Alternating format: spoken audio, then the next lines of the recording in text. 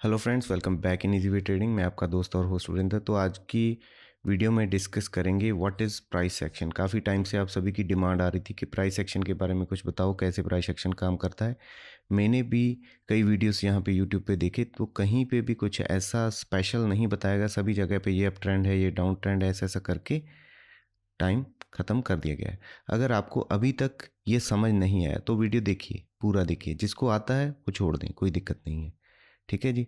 मैं पूरी कोशिश करूँगा सभी टॉपिक यहाँ एक ही वीडियो में क्लियर करने की। हो सकता है थोड़ा टाइम ज़्यादा लग जाए, तो आप वीडियो की स्पीड बढ़ा के देख सकते हैं, या फिर जब कभी आपके पास खुला टाइम हो तब आप देख सकते हैं। तो वीडियो में आगे बढ़ने से पहले मेरी आप सभी से एक रिक्वेस्ट है, अगर आप चैनल पर नए हैं तो प्लीज़ चैनल को सब्सक्राइब कर लें, और वीडियो अगर आपको पसंद आता है तो प्लीज़ लाइक एंड शेयर ज़रूर कर दें। तो चलिए बिना टाइम गवाए वीडियो करते हैं शुरू।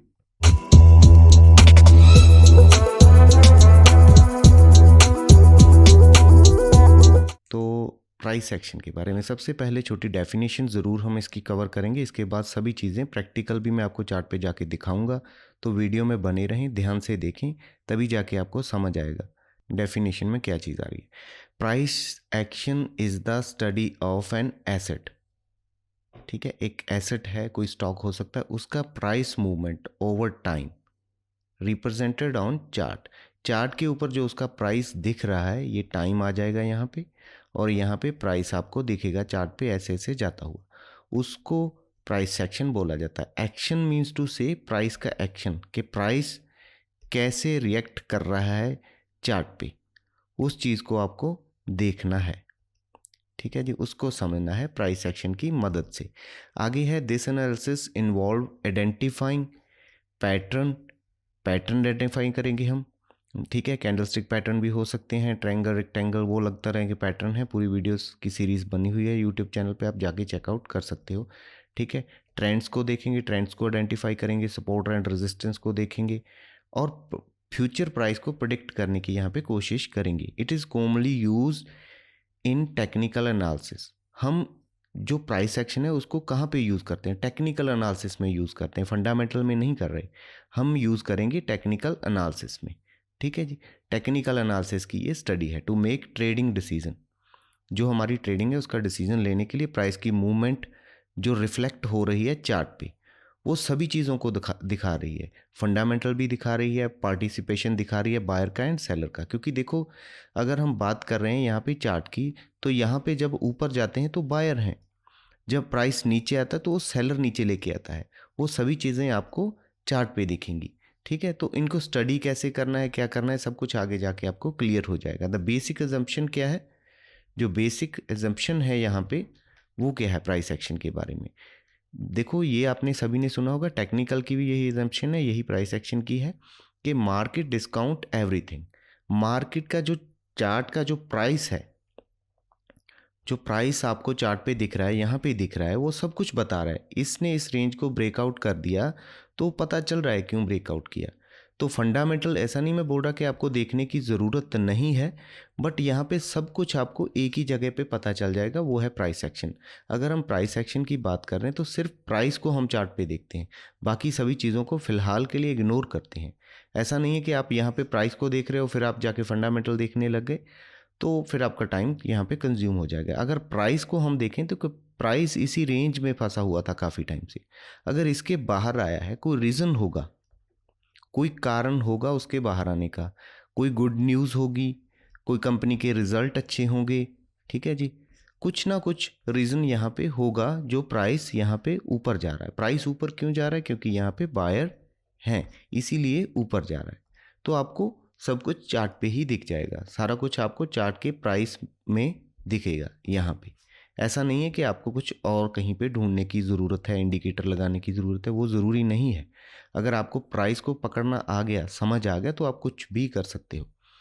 Price move in a trend, ये ट्रेंड के बारे में हम आगे चल के डिस्कस करेंगे कि प्राइस जो है एक मूवमेंट, एक ट्रेंड में चलता है। ऐसा कभी आपने देखा होगा, मान के चलो ये प्राइस, यहाँ पे टाइम है और यहाँ पे प्राइस है। किसी भी स्टॉक को अगर आपने देखा होगा बढ़ते हुए, तो ऐसा मेरे ख्याल में कभी नहीं देखा होगा कि ऊपर ही ऊपर जा रहा है। तक कहीं ना कहीं पे वो नीचे आता है, फिर ऊपर जाता है, फिर नीचे आता है, फिर ऊपर जाता है, ऐसे करके वो छोटे छोटे स्पाइक लेके ऊपर जाने की कोशिश करता है। और तीसरा जो इसका बेसिक एजम्पशन है प्राइस एक्शन का, वो है history tends to repeat itself. History repeat करती है अपने आप को। देखो यहाँ पे अगर हम इसी चार्ट में देखने की कोशिश करें, एक रेंज था, रेंज जब ब्रेकआउट हुआ फिर एक छोटा सा फ्लैग बना, और फ्लैग के बाद क्योंकि देखो पहले भी इस रेंज को ब्रेक किया था, जब इस रेंज को ब्रेक किया फिर दोबारा ऐसे ऐसे करता स्टॉक ऊपर निकल रहा है। हर बार यही पैटर्न वो रिपीट कर रहा है कि पहले जब इस स्टॉक में ऐसे ऐसे गिरावट थी, एक ऐसी रेंज बनी थी, जब इस रेंज का ब्रेकआउट हुआ तो फिर प्राइस में मूवमेंट देखी गई, फिर एक छोटी रेंज बनी, फिर एक ट्रेंड लाइन बनी, फिर उसके बाद ब्रेकआउट हुआ, ऐसा ऐसा करके यहाँ पे चलता रहता है। Price is everything. देखो प्राइस एवरीथिंग मीन्स टू से कि चार्ट पे जो प्राइस आपको दिख रहा है वही सब कुछ है। आप ऐसा मत सोचिए कि मैं डेफिनेशंस वगैरह बता रहा हूँ, आगे चल के आपको सब कुछ समझ आएगा। मैं आपको चार्ट पे भी जाके लाइव दिखाने की कोशिश करूँगा कि कैसे ये चीज़ें आप फाइंड आउट कर सकते हैं। अगर आपको नहीं आता तो प्लीज़ वीडियो में बने रहें और वीडियो पूरा देखें, ज़रूर समझ आएगा, ये मेरी गारंटी है आपसे। तो आगे ये मैं छोटी छोटी डेफिनेशन आपको बताते जा रहा हूँ कि आपका माइंड प्रिपेयर हो जाए चीज़ों को समझने के लिए। देखो मार्केट जैसे मैं बता रहा था कि ऐसा नहीं है कि एक ही जगह पे एक ही चीज़ में चलता है, वो एक सिस्टम के थ्रू चलता है। सिस्टम क्या है उसका, उसको थोड़ा देख लेते हैं। किसी स्टॉक में प्राइस यहाँ से शुरू होता है कि कहीं ना कहीं से तो शुरू होगा, ज़ीरो से यहाँ से शुरू हुआ, यहाँ से शुरू होने के बाद ऊपर गया, ऊपर जाके फिर नीचे आया। क्यों नीचे आया? क्योंकि यहाँ पे जो थी सप्लाई थी, सप्लाई सेलर थी, प्राइस इसके ऊपर नहीं जा सका, तो वहाँ पे सेलिंग आ गई तो प्राइस नीचे आया।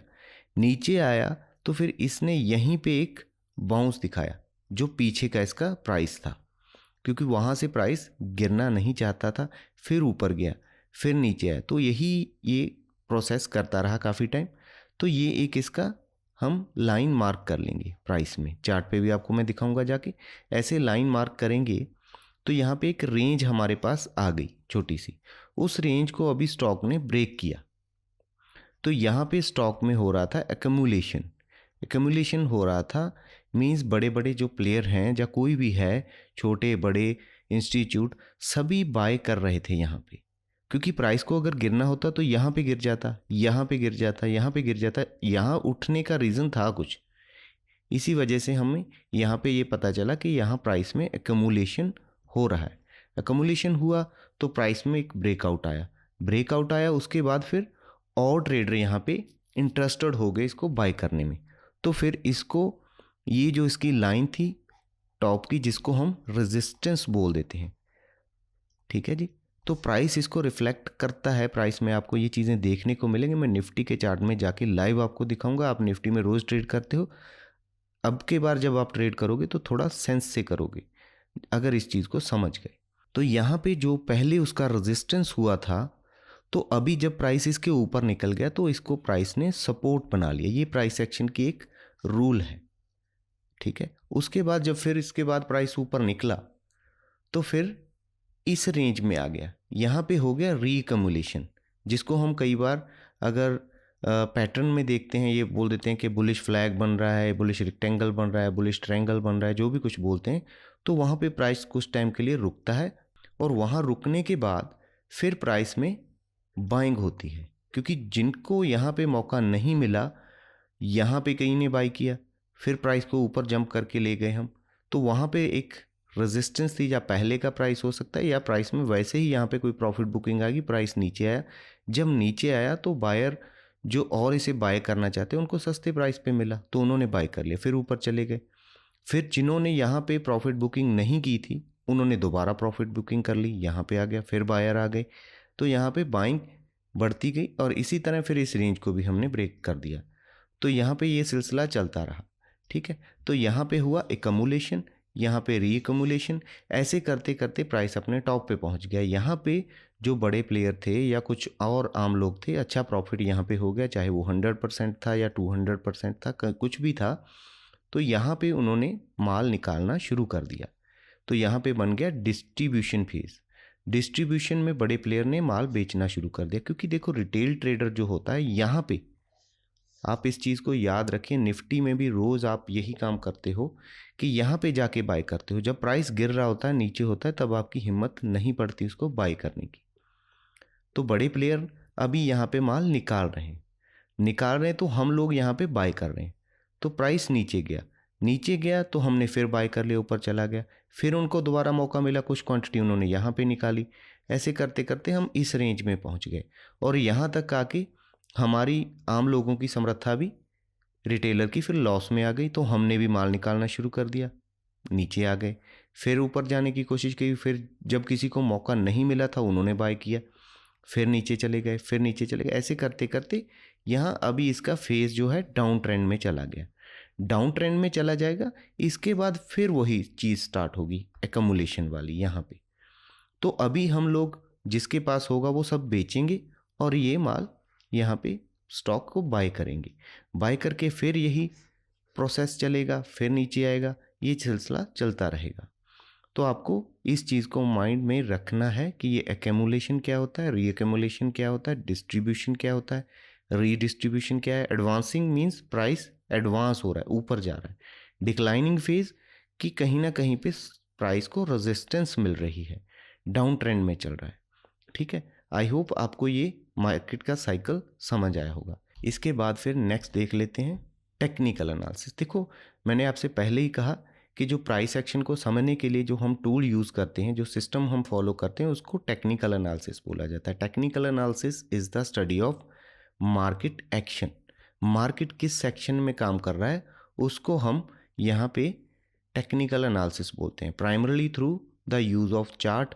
क्योंकि देखो, जो भी चीज़ हम देखेंगे कहाँ पे देखेंगे, जो टूल है, मैंने कहा टेक्निकल टूल, क्योंकि टूल में देखो चार्ट एक टेक्निकल टूल है।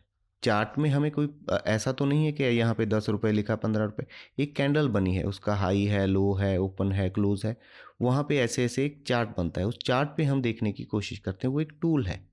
ठीक है, primarily through the use of chart को देखेंगे for the purpose of forecasting future price prediction. Future में देखेंगे, कोशिश करेंगे इस चार्ट से कि क्या प्रेडिक्ट हम कर सकते हैं, क्या प्राइस यहाँ पे क्या मूवमेंट लेगा। अभी जो टेक्नीशियन हैं, जो टेक्निकल एनालिसिस करते हैं लोग, वो क्या चीज़ यहाँ पे देखते हैं, वो प्राइस को देखते हैं कि प्राइस क्या कर रहा है।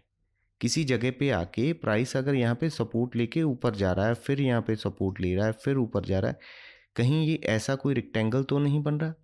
अगर बन रहा है तो उस पे वो नज़र बना के रखते हैं। अगर इसको हम निकालते हैं, प्राइस यहाँ पे सपोर्ट क्यों ले रहा है, किस टाइम फ्रेम में है, 1 डे में है, मंथ में है, वीक में है, किस जगह पे वो प्राइस ये रिएक्ट कर रहा है, उस चीज़ को देखते हैं। और ह्यूमन साइकोलॉजिकल जो इंडिकेटर हमें बताते हैं, लोगों की साइकोलॉजी बताते हैं कि यहाँ पे आम जो ट्रेडर हैं, क्योंकि देखो जो भी चार्ट पे आपको दिखेगा वो बायर एंड सेलर का डाटा है, बायर एंड सेलर, वही सभी लोग यहाँ पे काम करते हैं। यहाँ पे आके जब प्राइस ऐसे से नीचे करता है किसी जगह पे आके, फिर क्यों वो ऊपर जाता है, कोई रीज़न होगा, क्योंकि यहाँ पे बायर है। फिर नीचे आता है, फिर उतना नीचे नहीं आता, तो इस ट्रेंड लाइन को फॉलो करने लग गया, फिर ऊपर चला जाता है, हायर हाई फॉर्मेशन करता है। वो क्यों करता है, कुछ रीज़न उसका होता है, इस वजह से वो करता है यहाँ पे ये चीज़ें। They are looking for trend and patterns. जो टेक्निकल एनालिसिस करने वाले लोग हैं वो क्या देखते हैं, वो देखते हैं कि कुछ पैटर्न मार्केट में मिले जिसको आम सभी लोगों को पता हो, वहाँ पे क्या साइकोलॉजी लोगों की बनी होती है। देखो, जब प्राइस ऐसे ऐसे ऊपर जा रहा था, एक सपोर्ट को उसने ब्रेक कर दिया, तो आप सोचिए हम आम लोग क्या करते हैं। सभी लोगों को ये लगता है कि यहाँ पे मार्केट में अभी क्रैश या किसी स्टॉक में क्रैश आ चुका है, अभी नीचे गया क्योंकि इसने इस मेजर सपोर्ट को ब्रेक कर दिया। कई बार ऐसा हमारे लिए बनाया जाता है मार्केट में, क्यों, क्योंकि हम लोगों को मार्केट से निकालना होता है। बड़े प्लेयर को चीज़ को बाय करना है, किसी स्टॉक को, वो यहाँ पे बाय क्यों नहीं करते, क्योंकि वहाँ पे बाय करेंगे तो प्राइस उनकी बाइंग से ही बहुत ऊपर चला जाएगा और उतनी क्वांटिटी उनको मिल नहीं रही, क्योंकि हर कोई बाय करना चाहता है। यहाँ पे हर कोई सेल करना चाहता है, क्योंकि डर के मारे बेचेंगे लोग, या दूसरा लोगों के स्टॉप लॉस होंगे, तो उनकी क्वांटिटी यहाँ पे एडजस्ट हो जाएगी। जब उनकी क्वांटिटी एडजस्ट हो जाएगी तो हम इस लाइन के बाद फिर ऊपर चले जाएंगे। कई बार ऐसा भी होता है, क्योंकि ब्रेकआउट, अगर आपने सुना होगा, ब्रेकआउट ब्रेकडाउन मार्केट में होते हैं, पर मेरा ख्याल है आम किसी से भी आप सुनोगे 80% जो ब्रेकडाउन ब्रेकआउट होते हैं वो फेल हो जाते हैं। क्यों फेल हो जाते हैं, क्योंकि वहाँ पे जो बड़े प्लेयर हैं उनका प्लान होता है नीचे के भाव पे चीज़ को खरीदने का, हमारा होता है ऊपर खरीदने का। ऊपर जब हम खरीदते हैं यहाँ तक आके हमारा सारा सिस्टम ख़राब हो जाता है, हम निकल जाते हैं वहाँ पे। ठीक है, वो इन चीज़ों को यहाँ पे फाइंड आउट करने की कोशिश करते हैं। आई होप आपको चीज़ें समझ आ रही होंगी। अभी चार्ट के कितने टाइप हैं, बार चार्ट है, जैपनीज कैंडलस्टिक चार्ट है, ठीक है, आपने देखा होगा ये कैंडलस्टिक चार्ट है। पॉइंट एंड फिगर चार्ट है, लाइन चार्ट है। लाइन चार्ट में आपको एक प्राइस में लाइन दिखेगी, उसको आप देख सकते हो कि लाइन क्या कर रही है। ठीक है, ये सभी चीज़ें आप देख के प्राइस को प्रिडिक्ट कर सकते हो। टेक्निकल एनालिसिस बेसिक टूल्स कौन से हैं टेक्निकल एनालिसिस के? टूल्स में देखेंगे हम प्राइस एक्शन की बात कर रहे थे, हमने प्राइस एक्शन समझ लिया कि प्राइस का एक्शन जो है चार्ट पे क्या दिख रहा है। सबसे पहले टूल कौन सा यूज़ करेंगे? टेक्निकल एनालिसिस का चार्ट। सबसे पहले चार्ट देखेंगे, चार्ट में क्या देखेंगे? ट्रेंड देखेंगे कि ट्रेंड क्या चल रहा है। उसमें आगे जाके मैं डिस्कस करूंगा, 3 तरह के जो ट्रेंड हैं आपको समझाने की कोशिश करूंगा कैसे काम करते हैं। सेकंड फिर आ जाता है हमारा इसके बाद कैंडलस्टिक्स। कैंडलस्टिक्स कैसे बनती हैं, क्योंकि देखो ये भी एक टेक्निकल टूल है। टेक्निकल चार्ट तो हो गया, चार्ट किस चीज़ से बना हुआ है? कैंडलस्टिक से। और ऊपर से ट्रेंड लाइन हम ड्रॉ करते हैं, वो कैसे ड्रॉ करनी है, क्या सिस्टम है उसका, वो चीज़ें डिस्कस करेंगे। मूविंग एवरेज हम लगा सकते हैं, प्राइस का पैटर्न ढूंढ सकते हैं, इंडिकेटर यूज़ कर सकते हैं। ठीक है, कुछ हेल्प के लिए। वैसे तो हमारे लिए ट्रेंड, कैंडलस्टिक, ट्रेंड लाइंस ये काफ़ी हैं। और प्राइस का पैटर्न, इससे हम अंदाज़ा लगा सकते हैं कि प्राइस में क्या होने वाला है। तो सबसे पहले ट्रेंड को देख लेते हैं, ट्रेंड कैसे मार्केट में काम करता है। तो सबसे पहले हम अप ट्रेंड की बात करेंगे। जब स्टॉक, मैंने कहा आपको, वो एक ज़ीरो से स्टार्ट होता है। ज़ीरो आप कहीं से भी लगा लो, किसी दिन का लगा लो, कहीं ना कहीं से तो वो शुरू होगा। उसके बाद वो ऊपर जाता है, हाई लगाता है, हाई के बाद फिर नीचे आता है। नीचे आने के बाद वो पिछले लो को ब्रेक नहीं करता। यहाँ पे इस लो को इसने ब्रेक नहीं किया और लो इसका यहाँ तक हो गया, इसको हम हायर लो बोल देते हैं। ये पहला इसने हाई लगाया। ये हाई हाई लो क्यों बनते हैं मार्केट में, देखो इसको समझने की कोशिश करते हैं। मान के चलो कि प्राइस यहाँ से शुरू हुआ और ऊपर चला गया, इसने एक हाई लगाया। अब जब इसने हाई लगाया तो लोगों को क्या हुआ? प्रॉफिट हुआ। सिंपल सी बात है, जब उनको प्रॉफिट हुआ, आपको अगर प्रॉफिट हो तो आप क्या करोगे? प्रॉफिट को बुक करोगे। जब बुक करते हैं तो हम क्या करेंगे? सेल का ट्रेड इनिशिएट करेंगे। जब सेल का ट्रेड आप इनिशिएट करोगे तो दूसरा बंदा क्या करेगा? बाय करेगा। जिसने नहीं बाय किया था उसको थोड़ा नीचे मिला, फिर आपने किसी ने और सेल किया तो और ने बाय किया। तो यहाँ तक करते करते यहाँ पे बायर बैठे हुए थे तो उन्होंने भी बाय करना शुरू कर दिया, आपने प्रॉफिट बुकिंग करना शुरू कर दिया। जिनकी एंट्री नहीं हुई थी उन्होंने एंट्री यहाँ पे कर ली। और इसके बाद जब आपकी बाइंग एंट्रीज यहाँ पे एंटर हो गई तो फिर प्राइस और ऊपर जाएगा। ठीक है जी, प्राइस और ऊपर जाएगा, फिर हायर हाई लगाएगा। फिर कुछ लोग प्रॉफिट बुकिंग करेंगे, जिनका मौका नहीं मिला था वो बाय करेंगे, फिर ऊपर जाएगा, फिर हायर हाई लगाएगा। ऐसे करते करते जब हम ऊपर जाएंगे तो यहाँ पे हमें एक ऐसे ट्रेंड लाइन ड्रॉ अगर हम करेंगे लोज को कनेक्ट करके तो एक ट्रेंड लाइन हमें मिल जाएगी। स्टॉक की ये ट्रेंड लाइन का डायरेक्शन अगर आप समझने की कोशिश करें तो डायरेक्शन आपको नहीं मिल रहा, उल्टा डायरेक्शन जो आपको है ऊपर की साइड में मिल रहा। तो प्राइस आपको क्या बता रहा है? वो ऊपर जा रहा है, अप साइड पे जा रहा है या डाउन साइड पे जा रहा है? अगर प्राइस का डायरेक्शन या मूवमेंट ऊपर की तरफ है तो हम ऊपर जाएंगे। तो यहाँ पे हम कोशिश करते हैं, ऐसा नहीं है कि ये ऐसे ही हो सकता है, ऐसे सिलसिला चलता रहे किसी भी टाइम फ्रेम में। अगर आप फिर आप टाइम फ्रेम में उलझ जाते हो कि टाइम फ्रेम कौन सा यूज़ करें। जिस टाइम फ्रेम में आप ट्रेड कर रहे हो, चाहे हो सकता है 5 मिनट में ट्रेड कर रहे हो सकता है 15 मिनट में ट्रेड कर रहे हो। अगर स्विंग के लिए आप ट्रेड कर रहे हो तो 1 आवर भी यूज़ कर सकते हो, आप 1 डे भी यूज़ कर सकते हो। अगर आप इन्वेस्टमेंट पर्पज़ के लिए किसी चीज़ में एंटर हुए तो आप 1 वीक भी यूज़ कर सकते हो, 1 मंथ भी यूज़ कर सकते हो। किसी भी टाइम फ्रेम में आपको अगर ये पैटर्न दिखता है, एक ट्रेंड लाइन आपको यहाँ पे दिखती है, तो आप यहाँ पे अपनी एंट्री इनिशिएट करते हो। डायरेक्शन है अपवर्ड है, मीन्स स्टॉक ऊपर जा रहा है। तो प्राइस आपको क्या बता रहा है? अगर हम प्राइस नंबर को ना देखें कि 10 रुपये का है या 20 रुपये का, वो चीज़ को अगर हम छोड़ दें तो चार्ट हमें क्या दिखा रहा है कि मैं अप ट्रेंड में हूँ, यही दिखा रहा है। क्योंकि जब भी कभी यहाँ इस ट्रेंड लाइन पे आता है, बाइंग आती है, तो फिर प्राइस हो गया अप ट्रेंड में। जैसे मैंने आपको एक्यूमुलेशन डिस्ट्रीब्यूशन बताया था, तो यहाँ पे कंसोलिडेशन होता है। कंसोलिडेशन, फिर प्राइस शुरू हुआ, हाई लगाया, हायर लो लगाया, हायर हाई लगाया, फिर हायर हाई लगाया, तो यहाँ पे जाके कई बार ये ट्रेंड लाइन तो बनी, इस पे हम बाय करते रहे। कई बार फिर प्राइस यहाँ पे कुछ टाइम के लिए रुक जाता है, वो ना हाई को ब्रेक करता है ना लो को ब्रेक करता है, एक ही जगह पे रुका रहता है, एक रेंज बना लेता है, खड़ा हो जाता है प्राइस। तो उसको ना तो वो ऊपर के लेवल को ब्रेक कर रहा है ना नीचे को, एक जगह में ट्रेड कर रहा है। वहाँ पे हम इसको, इस फेज को, जैसे मैंने आपको पहले डिस्कशन किया था, अगर इसको ऊपर जाना है तो हम री एकमुलेशन बोलेंगे कि ये रिकमुलेशन हो रहा है, यहाँ पे दोबारा बाइंग हो रही है। इसका जब ब्रेकआउट होगा तो हम बाय करेंगे, इसका ब्रेक डाउन होगा तो हम सेल करेंगे। ये सोच हम लेके चलते हैं। इस चीज़ को बोलते हैं हम कंसोलिडेशन।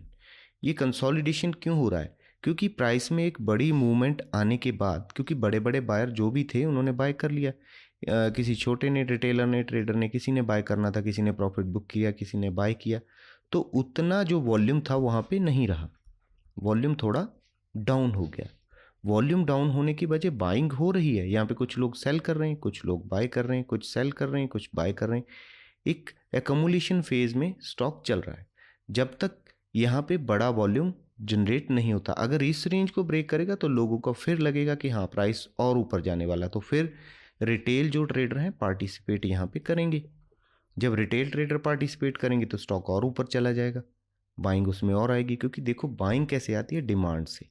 अगर आप डिमांड एंड सप्लाई का सिस्टम समझने की कोशिश करें, मैं आगे आपको बताने वाला हूँ इसी वीडियो में बने रहें, आपको सभी चीज़ें समझ आएंगी, ये मेरे गारंटी है। इसके बाद फिर थर्ड फेज चलता है प्राइस का, तो वो होता है डाउन ट्रेंड। डाउन ट्रेंड कैसे शुरू होता है? जैसे हम लो से चले थे, लो के बाद हाई लगाया, फिर लो, हायर लो करते करते हम ऊपर जा रहे थे, एक ट्रेंड लाइन को फॉलो कर रहे थे। प्राइस में एक कंसोलिडेशन होगा, कहीं ना कहीं पे होगा, ये मैं पहले बात कर रहा हूँ। जैसे मैंने आपसे पहले शुरू में डिस्कशन किया था, एकमुलेशन होगा, फिर रीएकमुलेशन होगा, फिर कहीं ना कहीं पे जाके डिस्ट्रीब्यूशन होगा, कहीं ना कहीं पे तो जाके लोग इसको सेल करेंगे। हो सकता है कोई कंपनी की बैड न्यूज़ हो या कुछ लोगों का प्रॉफिट हो रहा हो, तो इस रेंज का ब्रेक डाउन या ब्रेकआउट होगा। तो यहाँ पे ऐसा चल रहा था सिस्टम, तो एक रेंज में हम चल रहे थे, इसको हम बोल देते हैं डिस्ट्रीब्यूशन। यहाँ पे जो बड़े प्लेयर हैं धीरे धीरे करके अपना माल बेचना शुरू कर देते हैं। जब वो अपना माल निकालते हैं, सेलिंग करते हैं, तो एक जो रेंज में स्टॉक चल रहा था वो रेंज को ब्रेक कर देता है, तो ये हो जाता है ब्रेक डाउन। ब्रेक डाउन का कंफर्मेशन कैसे होता है?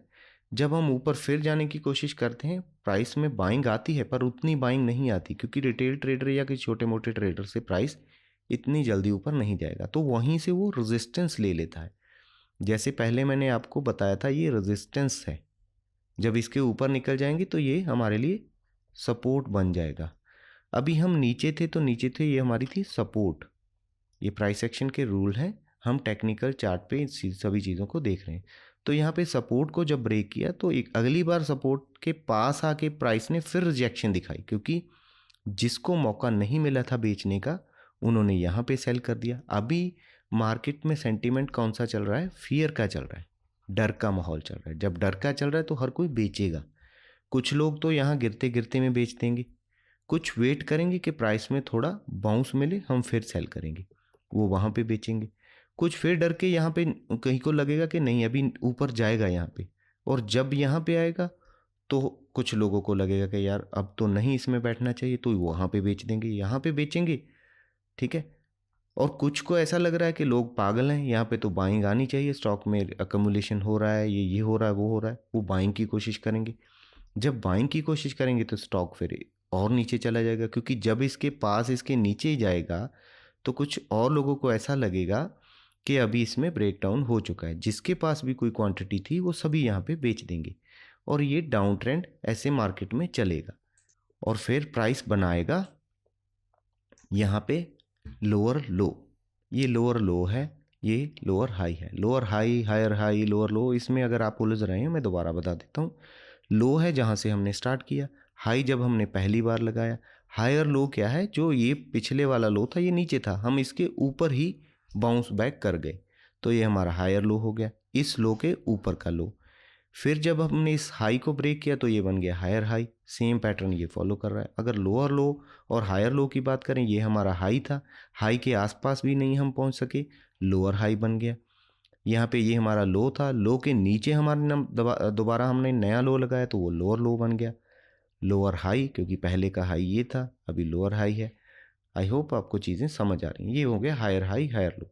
तो यहाँ पे भी एक ट्रेंड लाइन बनेगी स्टॉक में, वो ट्रेंड लाइन टॉप से होगी, क्योंकि जब भी हम रिजेक्ट कर रहे हैं कहाँ पे, किसी खास पॉइंट पे जाके हम रिजेक्ट कर रहे हैं। साइकोलॉजी लोगों की ये बता रही कि जब भी प्राइस यहाँ पे आता है सेलिंग आती है, सेलिंग आती है। ऐसे ऐसे करते करते हो सकता है प्राइस नीचे फिर रुक के थोड़ा बहुत ऐसे रेंज बनाए। वहाँ पे ये भी हो सकता है कि ये रीडिस्ट्रीब्यूशन हो सकता है। रीडिस्ट्रीब्यूशन होगा तो फिर प्राइस यहाँ पे रुकने के बाद फिर नीचे की जर्नी स्टार्ट करेगा, फिर यहाँ पे जाके हो सकता है अकोमुलेशन शुरू हो जाए, हमें लगेगा कि और नीचे जाएगा, वहाँ पे प्राइस बाउंस बैक करे, फिर रीअकोमुलेशन होगा, फिर ऊपर जाएगा, फिर डिस्ट्रीब्यूशन होगा। ऐसा प्रोसेस प्राइस में चलता रहेगा। आपको बस इसको आइडेंटिफाई करना आना चाहिए। आइडेंटिफाई कैसे करोगे? अभी कैंडल स्टिक देखो, टेक्निकल एनालिसिस में हमने ये तो देख लिया, चीज़ें चार्ट पे बनेंगी, चार्ट पे देखेंगे कैसे? कैंडल स्टिक की मदद से। कैंडल स्टिक क्या है, इसको अगर आपने नहीं सीखा तो वीडियो यूट्यूब चैनल पे पड़ा हुआ है, मैं आई बटन में भी इसका लिंक दे दूंगा, ये वीडियो आप ज़रूर से देखिए। तो यहाँ पे क्या हुआ, जब कोई भी प्राइस शुरू होता है, ओपन यहाँ पे होता है, कहीं ना किसी प्राइस से, 1 रुपये से, 2 रुपये से, कहीं ना कहीं से स्टार्ट होगा। इसके बाद प्राइस में अगर बाइंग आ रही है, ऊपर जा रहा है, तो उसमें ग्रीन कलर बनता रहेगा और ऊपर जाता रहेगा। ऊपर जाते जाते इसने उस दिन में 10 रुपये तक का हाई लगाया, बट हाई के पास वो क्लोज नहीं हुआ, हाई पे नहीं क्लोज हुआ, इसके बाद थोड़ा नीचे क्लोज हुआ, क्लोज यहाँ पे हुआ, हाई उसने यहाँ पे लगाया। ये विक जो बन गई है, विक का मीनिंग है उसने अपनी जर्नी जो आज के दिन में थी, यहाँ से जब खुला था तो लो भी लगाया था नीचे, लो ये था, हाई ये था, क्लोजिंग कहाँ पे हुई, उसकी बॉडी कैसे बनी, वो होती है कैंडल। ये भी हमें बहुत कुछ बताती है। इसके बारे में अगर आपको सारा कुछ सीखना है, देखना है कैंडल्स के बारे में, तो आप यहाँ पे कैंडल स्टिक का वीडियो मैं आई बटन में दे दूंगा, वहाँ पे चेकआउट कर सकते हैं। ऐसी तरह पे रेड कैंडल बनती है। रेड कैंडल मान के चलो यहाँ पे ओपन हुआ, प्राइस 10 रुपये पे ओपन हुआ, 10 के बाद उसने प्राइस 12 रुपये हाई लगाया, बट हाई लगाने के बाद प्राइस में फिर रिवर्सल आ गया, सेलर यहाँ पे एक्टिव थे, प्राइस में डाउन आया, प्राइस नीचे आता रहा और नीचे आप मान के चलो 3 रुपये तक का आया, 3 रुपये लो उसने लगाया, ये विक बनी। लो लगाने के बाद पर क्लोजिंग उसने जो दी वो 5 रुपये पे दी, ठीक है, क्लोजिंग ये हो गई इसकी। तो आपको मेन स्टॉक के कैंडल्स में क्या देखना है, जो भी किसी तरह की भी कैंडल बनती है, उसकी कैंडल प्राइस का मूवमेंट बताती कि प्राइस कैसा होने वाला। देखो कोई स्टॉक खुलते यहाँ पे खुला, ऊपर जा रहा है, ऐसा कैंडल बना, बिल्कुल फुल ग्रीन, कोई विक नहीं थी, इट मीन्स बायर एग्रेसिव है यहाँ पे। कोई कैंडल खुलते ही नीचे आया, रेड बना, कोई विक नहीं है, प्राइस में कहीं पे भी बाउंस नहीं मिला, ये कैंडल रेड बना, तो यहाँ पे क्या है, सेलर एग्रेसिव है। अगर कोई कैंडल ऐसा बना, खुला यहाँ पे, खुलने के बाद ऊपर गया, इतना ऊपर गया, ठीक है, ऊपर जाके क्लोज उसने यहीं पे किया, ऐसे ही करते करते नीचे गया, क्लोज यहीं पे दिया, इसको हम डोजी कैंडल बोल देते हैं। यहाँ पे क्या है, buyer and seller are fighting, दोनों का यहाँ पे झगड़ा हो रहा है, बायर भी उतने एग्रेसिव है, सेलर भी हैं, कोई डिसीजन नहीं ले पा रहा है कि कहाँ प्राइस को लेके जाएं, ऊपर लेके जाएं या नीचे लेके जाएं। वो कहाँ पे चीज़ें बन रही हैं, कैसे बन रही हैं, इस वीडियो में आपको सब पता चल जाएगा। इसके बाद फिर देखते हैं हम, कैंडल स्टिक हो गया, जैसे हमने चार्ट को देख लिया, चार्ट कैसे बना, कैंडल से बना, कैंडल के बारे में पता चल गया। इसके बाद फिर बात करेंगे ट्रेंड लाइंस के बारे में। ट्रेंड लाइंस कैसे ड्रॉ करनी है, कैसे बनेगी, वैसे मैंने थोड़ा बहुत आपको बता दिया, दोबारा फिर मैं डिस्कस कर लेता हूँ। एटलीस्ट 3 पॉइंट हमें ज्वाइन करने हैं।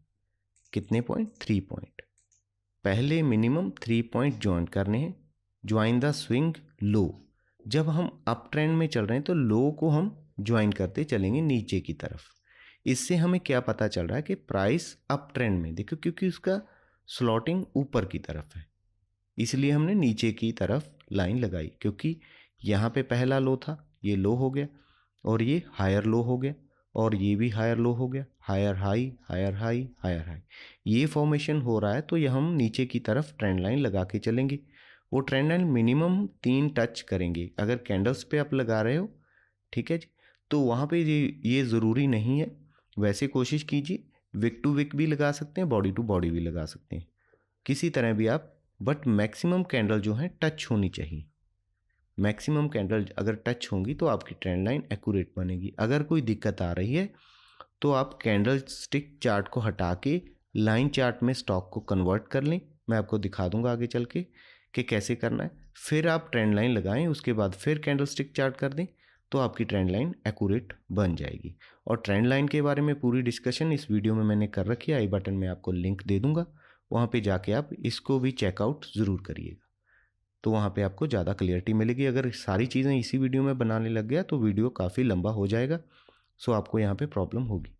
इसके बाद फिर हम डिस्कशन करते हैं ट्रेंड लाइन के बाद सपोर्ट एंड रेजिस्टेंस का।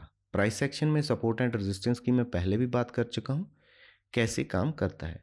यहाँ पे अगर आप इस चार्ट को देखें, छोटा सा चार्ट बना हुआ है, यहाँ पे एक सपोर्ट लाइन थी जो हम नीचे की तरफ लगा रहे थे, क्योंकि प्राइस की जो मूवमेंट चार्ट पे हो रही है उन दोनों प्राइस के हाई को और लो को हम कनेक्ट करके, हाई को और लो को कनेक्ट करके कुछ लाइन ड्रॉ करने की कोशिश करते हैं चार्ट पे। यहाँ पे हमने लो को कनेक्ट किया तो ये लाइन हमारे पास आ गई, यहाँ पे हाई को कनेक्ट किया, ये लाइन आ गई। प्राइस हमेशा इसके अंदर काम कर रहा था, ऊपर जाता था नीचे आ रहा था, नीचे आ रहा था ऊपर जा रहा था, इसी तरह ये काम कर रहा था। यहीं कुछ करते करते यहाँ पे प्राइस में एक ब्रेकआउट आ गया। ब्रेकआउट अभी फेक है अनफेक है वो पता कैसे चलेगा? जब ब्रेकआउट आ गया उसका कंफर्मेशन हमें तब मिलेगा जब प्राइस यहाँ पे दोबारा रिएक्ट करेगा। जब प्राइस दोबारा यहाँ पे आके क्या कर रहा है, अगर तो वहाँ पे बाइंग आ रही है, इट मीन्स ये जो ब्रेकआउट है वो फेक नहीं है, ठीक है, वो फेक नहीं है, वो ब्रेकआउट सही है। तो यहाँ पे अगर बायर इनिशिएट कर रहे हैं तो प्राइस ऊपर जाएगा, बट यहाँ पे फिर किसी ना किसी जगह पे आके प्राइस में एक रेजिस्टेंस मिल रही है, वहाँ से प्राइस नीचे आ रहा है। बट जो पहले की रेजिस्टेंस थी अभी आप देखेंगे तो यहाँ पे एक सपोर्ट का काम वो कर रही है। ये प्राइस एक्शन का एक रूल है। अगर इस चीज़ को हम ब्रेक कर देंगे, यहाँ पे टेस्ट करेंगे, अगर इसने सपोर्ट का काम कर दिया तो हमारा जो प्राइस एक्शन है वो कंफर्म हो जाएगा कि प्राइस का एक्शन जो है ऊपर जाने का है। वो इसको कंफर्मेशन इस जगह से मिलेगी, क्योंकि अगर जो पहले की हमारी रेजिस्टेंस है, टॉप लाइंस हैं, ठीक है, निफ्टी में जाके आपको चार्ट में भी लाइव दिखाऊंगा कैसे ये काम हो रहा है और हुआ है आपके सामने, मगर आपने उस पर गौर नहीं किया, ठीक है जी। तो ये रेजिस्टेंस थी, रेजिस्टेंस अभी के लिए, जब प्राइस इसके ऊपर निकला तो ये सपोर्ट बन गई। तो ये प्राइस एक्शन कंफर्मेशन हो गया अप ट्रेंड का कि हाँ स्टॉक यहाँ पे अप ट्रेंड में जाएगा, ठीक है जी। आई होप आपको ये समझ आया होगा सपोर्ट एंड रेजिस्टेंस के बारे में। आगे आपने सप्लाई एंड डिमांड जोन भी सुना होगा, वैसे सेम ही है, मैं आपको दोबारा इसको भी कंफर्म करा देता हूँ। कई बार हम शब्दों में उलझ जाते हैं कि ये सप्लाई की बात कर रहे हैं, डिमांड की बात कर रहे हैं, वो क्या चीज़ है। देखो, सप्लाई अगर डिमांड को अगर समझने की कोशिश करें, अगर नॉर्मल हम किसी वेजिटेबल की भी बात करें ना, तो जब सप्लाई कम होती है, ठीक है, मान के चलो किसी चीज़ की लगा लो, चाहे ऑनियन की लगा लो, मटर की लगा लो, गाजर की लगा लो, तो जब मार्केट में वो चीज़ अवेलेबल नहीं होगी, उसकी सप्लाई कम होगी, मीन्स मार्केट में चीज़ अवेलेबल कम है, तो फिर डिमांड बढ़ेगी उसकी। जब डिमांड बढ़ेगी तो उसका प्राइस भी बढ़ेगा। अगर सप्लाई ज़्यादा है, बहुत ज़्यादा कहीं ना कहीं से कोई किसी चीज़ की आ रही है, चाहे ओनियन की है, हर जगह से हर किसान ने वहाँ पे ओनियन लगा लिया, तो वहाँ पे उसका प्राइस क्या होगा, डाउन होगा, क्योंकि उसकी अवेलेबिलिटी मार्केट में बहुत है। जब चीज़ ज़्यादा अवेलेबल होगी तो डिमांड उसकी कम हो जाती है। डिमांड चाहे ज़्यादा हो कम हो, अगर सप्लाई ज़्यादा है, अगर सप्लाई ज़्यादा है तो प्राइस कम होगा, ये गारंटी है। अगर डिमांड ज़्यादा है और सप्लाई कम है तो प्राइस बढ़ेगा। ये डिमांड एंड सप्लाई का इकोनॉमिक का एक छोटा सा रूल है, वो सिंपल ही है, हर बाज़ार में चलता है, कहीं पे भी आप चेक कर सकते हो। What is demand zone, supply zone, ठीक है, इसको थोड़ा समझने की कोशिश करते हैं। What is supply zone? The candle stick, यहाँ पे क्या है, लोग सेल करने वाले ज़्यादा हैं, बायर कम है, इसी वजह से प्राइस नीचे आ रहा है। सभी को लग रहा है, क्यों लग रहा है? देखो अभी हमने इसका फंडामेंटल नहीं देखा, कोई स्टॉक है, हम एग्जाम्पल के थ्रू समझ रहे हैं, कोई फंडामेंटल नहीं देखा, कोई न्यूज़ नहीं देखी, बट चार्ट बता रहा है कि यहाँ पे प्राइस ऊपर जाने की बजाय नीचे आ रहा है। और इसने इस लाइन को टेस्ट भी कर लिया। टेस्ट मीन्स टू से जो पहले इसकी सपोर्ट थी वो अभी सपोर्ट को रेजिस्टेंस मानना उसने शुरू कर दिया है। तो यहाँ पे सप्लाई ज़्यादा है, सप्लायर ज़्यादा है किसी खास चीज़ के, और डिमांड उसकी कम है। अगर डिमांड होगी, कहीं ना कहीं हो सकता है किसी पॉइंट पे हो जाए, वहाँ पे अगर डिमांड होगी तो प्राइस ऊपर जाएगा। बट अभी प्राइस नीचे क्यों आ रहा है? क्योंकि सेलर ज़्यादा है और बायर कम है। जब बायर कम होंगे, सेलर ज़्यादा होंगे, तो प्राइस ऑब्वियस है नीचे ही आएगा। What is demand zone? इसी के ओपोजिट डिमांड जोन है। कहीं पे अगर यहाँ पे देखो सेलर कोई नहीं है, अगर प्राइस नीचे आ भी रहा है तो वहाँ पे और बाइंग ज़्यादा आ रही है, फिर इसके भी ऊपर चला जाता है, तो यहाँ पे इसको हम डिमांड बोल देते हैं। और वो भी सिंपल रूल, बाकी ट्रेंड लाइन के अकॉर्डिंग भी हम समझ सकते हैं, सेम ही है। यहाँ पे जो पहले रेजिस्टेंस थी अभी क्या बन चुकी है? वो सपोर्ट बन चुकी है। तो यहाँ पे सपोर्ट पे आने के बाद प्राइस में बाइंग ज़्यादा आती है। तो ये चीज़ आपको ध्यान में रखनी है। निफ्टी के चार्ट पे हम देखने की समझने की कोशिश करेंगे यहाँ पे प्राइस एक्शन कैसे काम कर रहा है। तो पहले चार्ट को मैं 1 डे टाइम फ्रेम में एडजस्ट कर देता हूँ, अल्ट आर दबा के। देखिए सबसे पहले हम यहाँ से फाइंड आउट करने की कोशिश करते हैं, बाकी सभी चीज़ें छोड़ देते हैं। कोई ट्रेंड लाइन हम नहीं लगाएंगे, कुछ नहीं लगाएंगे, जस्ट पहले समझने की कोशिश कर रहे हैं प्राइस में क्या हो रहा है। यहाँ पे प्राइस में लो लगे, कितने लो लगे? 1 2 3 4 5, यहाँ पे लो लगे। अगला लो अगर आप देखेंगे तो क्या है, इस लो को इसने ब्रेक किया या नहीं किया, समझने की कोशिश करें। ये लो था, ये क्या है? Higher low. मैं कलर थोड़ा चेंज कर लेता हूँ। ये क्या था? लो। और ये क्या है? Higher low. अभी हाई की हम बात नहीं कर रहे, यहाँ पे ये क्या है? हाई, पहला हाई जब लगाया। फिर ये क्या था? Higher high. ओके, तो यहाँ पे ये चीज़ें हुई। इसके बाद फिर यहाँ पे हायर हाई के बाद प्राइस नीचे आया, यहाँ तक आया, तो ये क्या हो गया? Higher low. इसके बाद फिर क्या हुआ? Higher high. ऐसे ऐसे करता प्राइस ऊपर जा रहा है, तो आपको दिख रहा है। और इससे पहले जब हम नीचे आ रहे थे वहाँ पे क्या था? जब हम नीचे आ रहे थे वहाँ पे क्या चीज़ हो रही थी, उसको भी समझने की कोशिश करते हैं। ये एक ट्रेंड लाइन ऊपर की तरफ हम लगाएंगे। जब भी प्राइस इस लाइन के पास जाता था नीचे आता था, जब भी जाता था नीचे, दोबारा फिर अगर बाउंस करके उसने ट्राई किया फिर नीचे आया, बट फिर इतना नीचे नहीं आया। तो यहाँ पे हमें लगा कि शायद प्राइस अभी रिवर्स करेगा, ऊपर गया, तो यहाँ पे ये चीज़ हुई।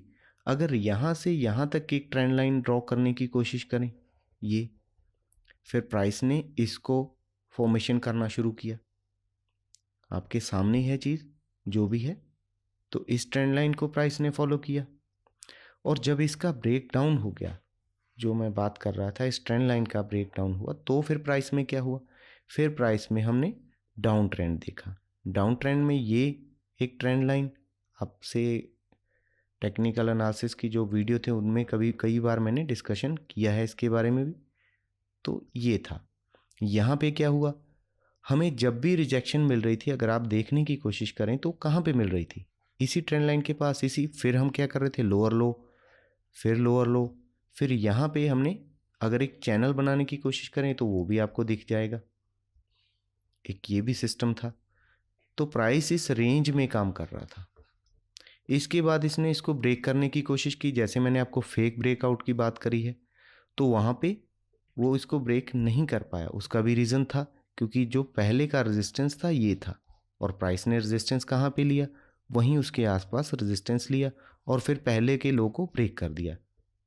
लो को ब्रेक किया और फिर दोबारा जाने की कोशिश की, तो कहाँ से रेजिस्टेंस मिला? उसी के आसपास कहीं से प्राइस में एक एक्शन बन रहा था, वहाँ से हम नीचे आए। फिर एनालिसिस अपना टेलीग्राम पे शेयर करता हूँ। अगर आपने अभी तक टेलीग्राम चैनल ज्वाइन नहीं किया तो टेलीग्राम चैनल ज्वाइन कर लें, वहाँ पे मैं चीज़ें आपको बताता रहता हूँ, आपके लिए सही रहेगा, समझ आता रहेगा आपको।